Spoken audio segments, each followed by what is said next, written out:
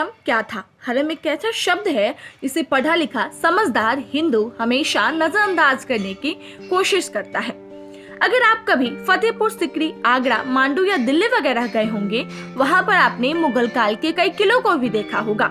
वहाँ मौजूद किसी एक खास एरिया को वहाँ पर गाइड हमें सिर्फ यह बताकर आगे निकल जाता है कि किले का यह हिस्सा हरम था।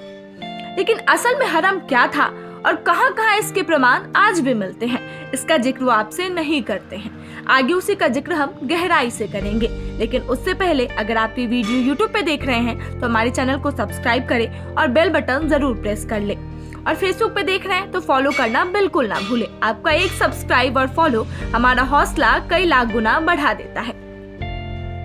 हरम शाही महिलाओं के रहने का एक अलग स्थान होता था। प्राचीन काल से ही इसका जिक्र हमें समकालीन स्रोतों में मिलता है। वैसे हरम अरबी भाषा का शब्द है जिसका अर्थ है छिपा हुआ स्थान। समय के साथ साथ इसका प्रयोग महिला कक्ष के लिए होने लगा। हरम में पुरुषों का आना सख्त मना था, सिवाय राजा के।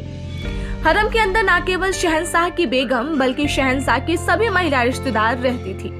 हरम के अंदर महिलाओं की संख्या बहुत होती थी क्योंकि हरम में शहंशाह की माँ, बहन, पत्नियां, गुलाम महिलाएं और किन्नर आदि के अलावा दासियां आदि भी रहते थे। मुगल हरम से हमारा अभिप्राय है मुगल शाही हरम।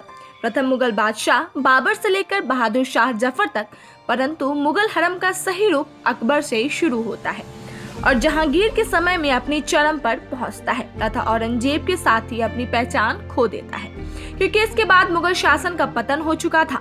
मुगल बादशाह कमजोर हो चुके थे, सही रूप से उनके समाज का आकार सिकुड़ गया था।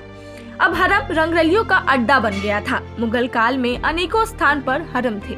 मुगल शाही हरम आगरा, दिल्ली, फतेहपुर सिकरी और लाहौर में थे, जहां सिर्फ महिलाएं रहती और बादशाह और उसके विश्वासपात्र अधिकारियों की जाने की अनुमति होती थी। इसके अलावा अहमदाबाद, बहरानपुर, दौलताबाद, मानछू और श्रीनगर में भी हरम स्थापित किए गए थे।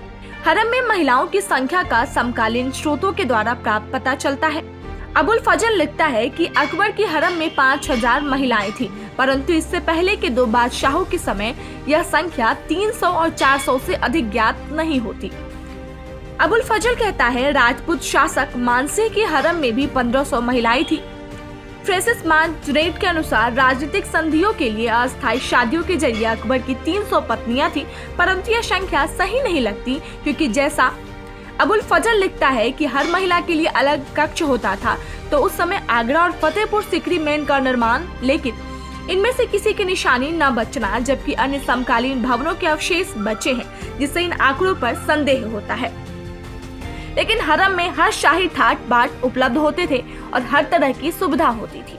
लेकिन कुछ इतिहासकार बताते हैं कि मुगलों के द्वारा हिंदू राज्यों में जब आक्रमण किया गया था तो अगर हिंदू राज्य में महाराजाओं की मृत्यु हो जाती थी अथवा हिंदू राज्य युद्ध हार जाता था तो वहां के राजा को या तो मौत के घाट उतार दिया जाता था या बद से बदतर सजा दी जाती थी और उस राज्य की खूबसूरत महिलाओं को, रानियों को कैद करके मुगल बादशाहों के पास लाया जाता था, जहां उनके द्वारा और रानियों को हवस का शिकार बनाया जाता था। इसी प्रकार राज्य की खूबसूरत लड़कियों को मुगल बादशाह अपनी शारीरिक हवस का शिकार बनाने के लिए जिस स्थान पर उन्हें रखते थे, किले का वह हिस्सा हरम कहलाता था।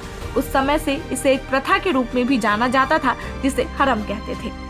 कई इतिहासकार मानते हैं कि कुछ हिंदू राजा भी मुगलों की इस पद्धति को अपनाने लगे थे और मुस्लिमों को हराकर उनकी रानियों और खूबसूरत महिलाओं को अपने हरम में रखने लगे थे, लेकिन उनका नाम हरम की बजाय शाही महल रखे थे। लेकिन एक बात जो समान थी वो ये थी कि हरम या शाही महल में महिलाओं का जीवन स्तर उच्च कोटि का होता था। हालांकि चार दीवारी से बाहर जाने की इजाजत नहीं होती थी और जाना भी होता था तो सिर्फ बुर्के में ही जाती थी। शायद अब आपको हरम का अर्थ बहुत हद तक समझ आ गया होगा। अगर आपको हमारी वीडियो अच्छी लगी तो चैनल को जरूर सब्सक्राइब करें, साथ ही बेल आइकन जरूर दबाएं।